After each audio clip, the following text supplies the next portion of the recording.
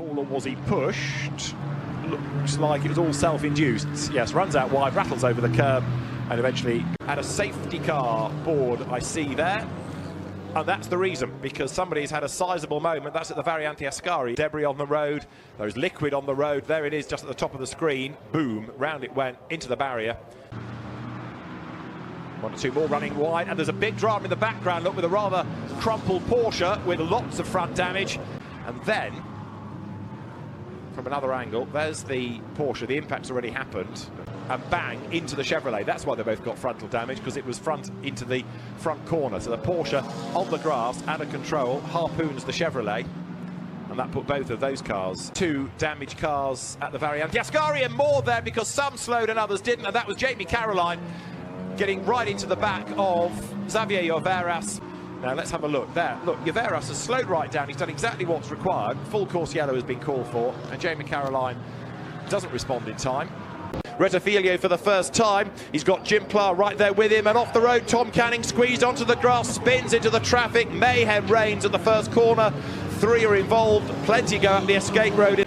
It's at the Rettifilio, and yes, it is number 20 Porsche this time in the wall. Closes onto the back of Antoine Potti. They break for the corner, they turn in, and Bobelik being forced out wide and aggressive on the inside. Another of the Mercedes. Challenge comes by Clement Zeiler on the inside. Is he going to go through? Well, there was a yellow flag waving there, and the net result is contact anyway.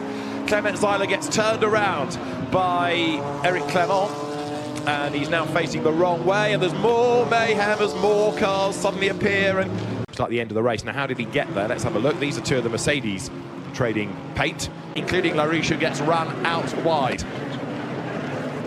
Drama, off the road goes Moller Madsen. Comte in strife. Oh, and he got a big tap in the back, didn't he? Was that Christophe Hamel? It was, I think, number 69. So yes, Christophe Hamel, and this is how he got there, and I think there's going to be an assist. Clunk, 27 that was, Cesar Gazo, that did the clunking. And that, I'm afraid, is going to be another interruption. 18 is off the road, Henrik Pedersen. Greg Gilver a chance to challenge, and Pedersen, by the look of it, did it all on his own. He just accelerated too quickly. Full course yellow in 10 seconds. Full course yellow. One, full course yellow now, full course yellow. And a full course yellow call for you. Hear the voice of the race director, Steve Burns. That Mercedes. Looks like a little bit of drama here early on, and a spin, possibly a bit of contact there out of Le Source. Hopefully this will tell the tale. It's gone down first, hasn't it? It has, and that's fairly hard into the tire barrier. Suspicion 2, it was long lost well before the corner there, and fairly heavy impact. I'm sure it has gone down. Some other trouble on the track, and indeed, big hit to the tire. Taking a look at what happened, and I think there's going to be some contact. I don't think he expected to see the 77 sitting there at the apex. That was a move for position. This is Jody Volo, all on his own, got it sideways, and as you say, onto that friction-free grass. Bang, bang, and bang again, and then it bounced onto the road. And this was the scary bit, as they all had to try and crab like that, to my eye, as the cars come through. Was it contact that did it? It definitely was. That was Jean-Luc Daurier who got into the side of him. Bang. This is the Busnelli Meloni BMW being attacked, and also out wide goes Eric Hare, Nicola Goma, and then 74 has its second drama of the race. Replay here of more Mercedes mayhem, and oh dear, contact is made as the Audi tried to spin in avoidance. It should do, because yes, he'd gone through anyway, and then there was contact. Edouard Kohoop getting into the back of Christophe Hamel. Did Casabon fall off the road? It was with help. Clearly it was with help. A big whack from the number 19 Mercedes, which is being driven by Robert Haub, and Greg Feisel going ahead of Eric Hare, then getting it all wrong and spins into the pit lane. So too much speed into the chicane. He got the move done. It is the Patrick Zamparini Toyota that gets up the inside. Contact is made, and then more contact with the Aston Martin behind. The replay here of how was that Jamie Caroline came to grief. That was quite a big impact for whoever it was. Brought in by the scrutineers. Well, he had his own spin, and or did he have his own spin? Maybe he was the bodywork sheds. There, Joel Sturm survived, but only just, because back up the inside of him goes Bobelik, and there also Ray Muirhas has got ahead of the Ruben Del Sarre, and contact is made. Joel Sturm's Porsche gets fired off the road. Muirhas is off as well.